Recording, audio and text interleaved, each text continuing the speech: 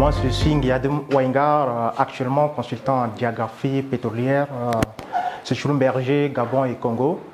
Donc, après mon bac série C en 2005 au lycée Collège Charles Lwanga, j'ai suivi principalement une formation d'ingénieur en sciences et techniques de l'industrie à l'UCAC-ICAM, qui est une école d'ingénieurs de l'Université catholique d'Afrique centrale. Après cette formation, j'ai commencé mon premier emploi chez Tigo, Tchad, en qualité d'ingénieur planification optimisation, où j'ai la charge de planifier la couverture du réseau en fonction de l'agrandissement des abonnés. Ensuite, en 2011, j'ai intégré le géant des services pétroliers Schlumberger au Tchad par le biais d'un test de recrutement.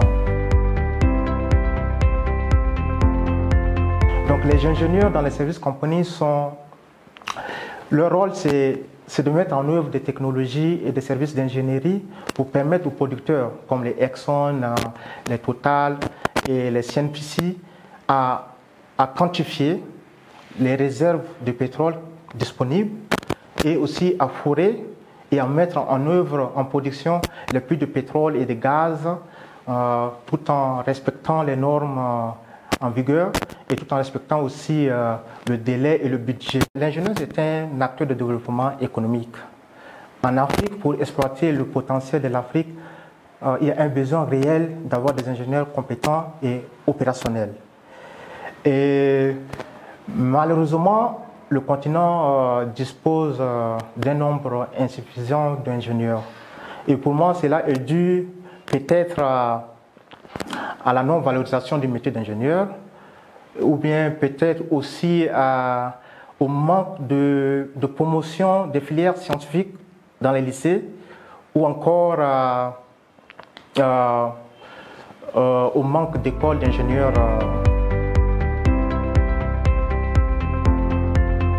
Le métier d'ingénieur, c'est un métier noble qui a des exigences importantes. L'ingénieur doit disposer des connaissances techniques, managériales, humaines et environnementales. Donc c'est un métier, un ingénieur c'est un homme qui a un mental fort.